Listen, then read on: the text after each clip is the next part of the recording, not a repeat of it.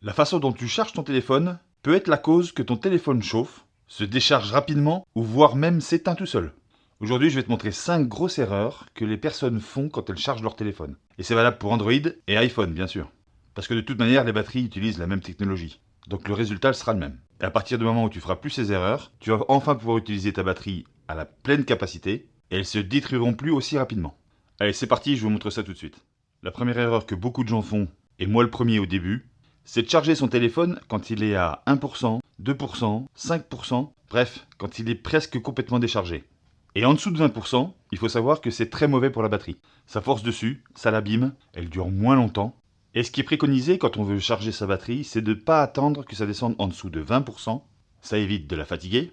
Et lorsqu'elle est chargée, dans le meilleur des cas, il ne faudrait pas que ça dépasse les 80%. On entend souvent ça sur les voitures électriques maintenant.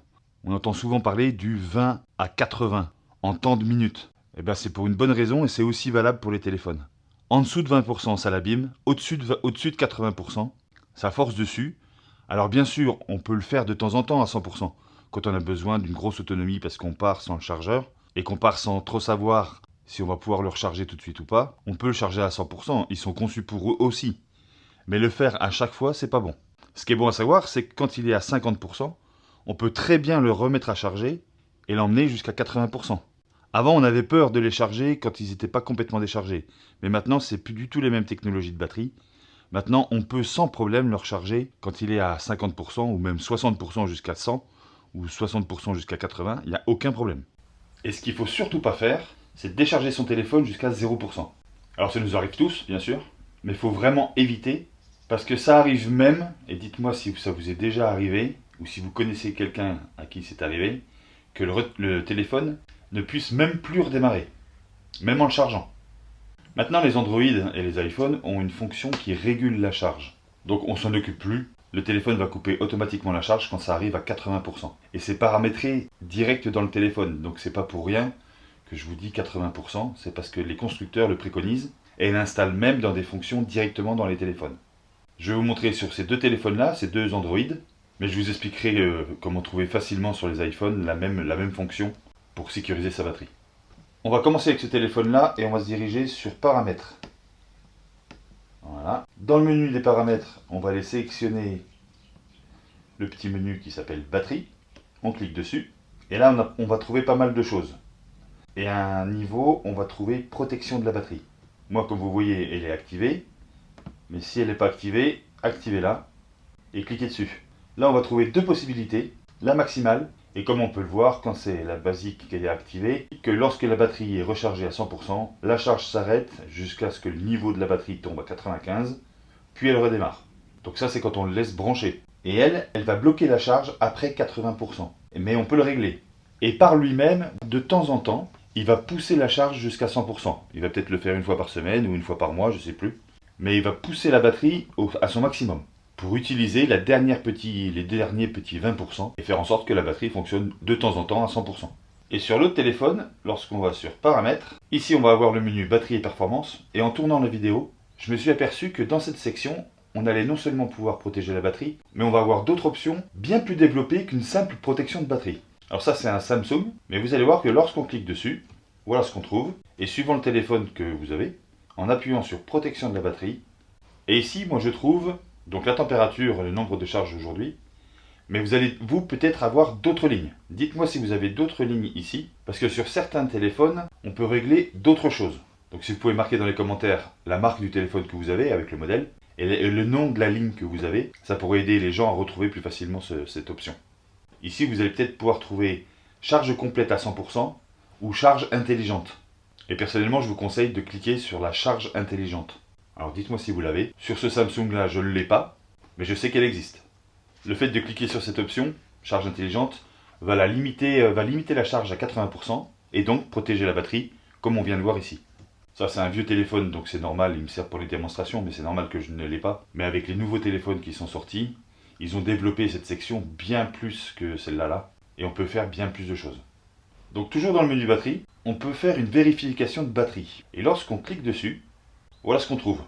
Et là, ça nous donne plusieurs petits menus qui peuvent nous donner des minutes d'utilisation en plus. Je m'explique. Regardez, par exemple, là, si j'active le mode sombre, eux ils me disent que je vais gagner 54 minutes. Je peux effacer de la mémoire, parce que lui il reconnaît qu'il y a de la mémoire à effacer, ça va me faire gagner 6 minutes. Et ainsi de suite. Donc désactiver les services de localisation, désactiver le retour haptique. Alors ça c'est les gestes quand on fait des gestes et qui reconnaît les gestes qu'on fait. Le fait de ne pas réveiller l'écran quand on reçoit une notification. Les notifications elles ne sont pas toutes importantes. Ben, il peut rester en veille et ne pas allumer l'écran à chaque fois. Ben, ça fait gagner 3 minutes. Et là vous allez avoir tout un tas de petits menus. Ça va peut-être changer par rapport à votre téléphone, vous en aurez peut-être d'autres. Mais là vous voyez, ne serait-ce que rien que celle-là, verrouiller l'appareil après 15 secondes d'inactivité, ça va me faire gagner 12 minutes. Sur ce téléphone-là, j'ai remarqué qu'en revenant en arrière, et j'ai remarqué qu'à ce niveau-là, on pouvait vider automatiquement le cache. Regardez, fonction supplémentaire. On clique dessus, et ça va vider le cache une fois que l'appareil sera verrouillé, une minute après, 5, 10 ou 30. Ou ne jamais vider le cache. Donc ça, c'est quelque chose qu'on peut même automatiser. Une minute après avoir verrouillé notre téléphone, tout le cache des sites internet qu'on a été voir va être vidé. Ça économisera de la batterie. Donc ça, c'est un truc qui serait bon à faire. Si vous avez d'autres fonctions, dites-le moi. Ça pourrait être intéressant de savoir ce qu'ils mettent au fur et à mesure du temps et les améliorations qu'ils apportent sur les téléphones. Mais c'est vrai que si vous trouvez que votre téléphone ne tient pas trop la batterie, ça vaut le coup d'aller faire un tour dans ce menu-là et d'aller cocher 2-3 applications qui vont vous permettre de gagner de précieuses minutes. Il faut savoir que si on veut tout activer d'un coup, on clique sur vérification de la batterie et tout en bas, d'ailleurs il est là déjà, et on s'aperçoit que si on veut ajouter 11 minutes, on a juste à cliquer là-dessus et ça va tout activer d'un coup. Je reviens sur ce téléphone parce que j'ai oublié de vous montrer que ici il y avait une protection de mode veille en mode veille et ça interrompt la charge à 80% si on l'active. Mais de temps en temps, ça va aller jusqu'à 100% quelques minutes avant votre réveil.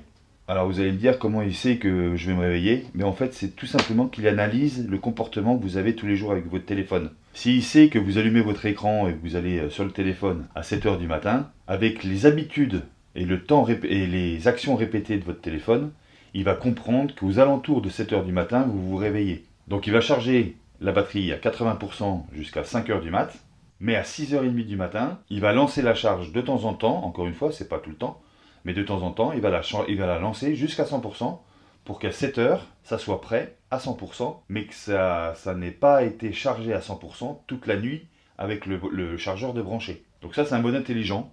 Je ne l'active pas parce que j'en ai pas besoin, mais ça peut servir à économiser encore une fois et à ne pas abîmer la batterie.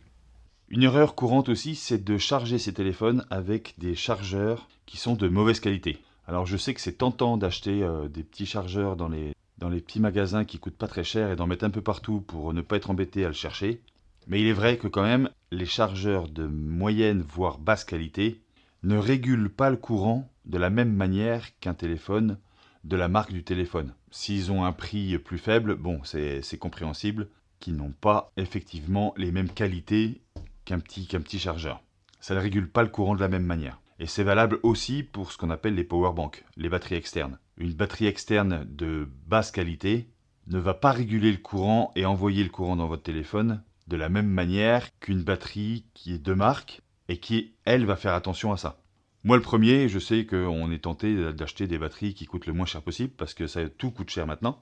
Mais il faut être honnête, c'est vrai que quand on met le prix dans une batterie de marque, on est quasiment sûr que le courant sera bien envoyé dans le téléphone et la tension du courant sera bien régulée. Donc ça ne donnera pas d'à-coup dans le téléphone.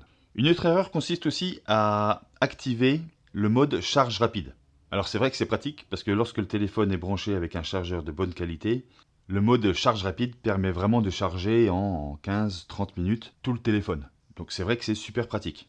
Là sur ce téléphone, on va aller dans paramètres, on va aller dans batterie, on va descendre un peu, on va avoir paramètres de charge, on clique dessus et là on va avoir chargement rapide.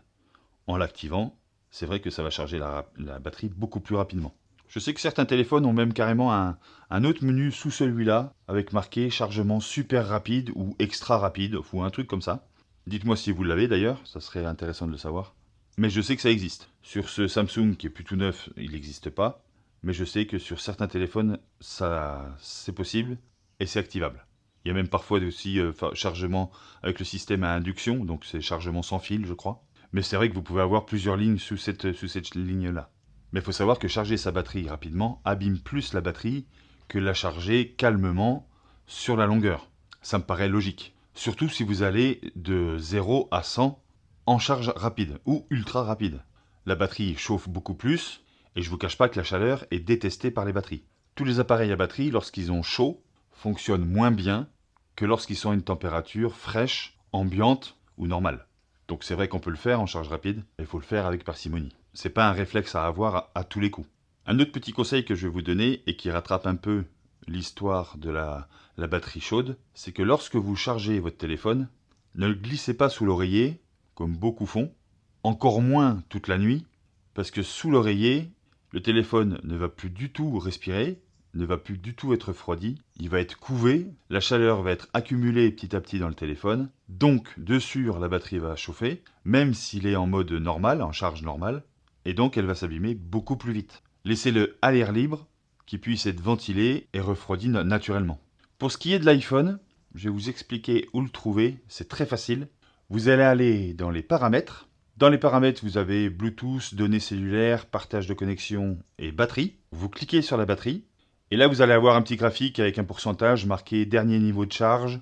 Et en descendant un petit peu plus bas, vous allez avoir état de la santé de la batterie, en charge, pourcentage de la batterie, mode économie d'énergie.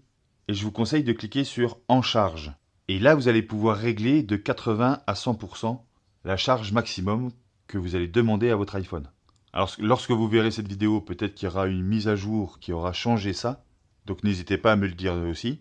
Mais comme je filme avec l'iPhone, je ne peux pas vous le montrer en direct. Mais je sais que la dernière fois, c'est là où je l'avais vu. Si vous avez des questions, n'hésitez pas à me les marquer dans les commentaires. Si vous avez aimé la vidéo, likez-la. Si vous êtes sur téléphone portable, regardez, vous pouvez la booster. Et ça, c'est une super manière pour me remercier. Partagez-la si vous pensez que ça peut être utile à quelqu'un de votre entourage. Ça peut lui servir. Et pour ceux qui ne sont pas abonnés, abonnez-vous. Et c'est avec un grand plaisir que je vous accueille sur cette chaîne. Je vous souhaite une belle journée et je vous dis à la prochaine. Ciao.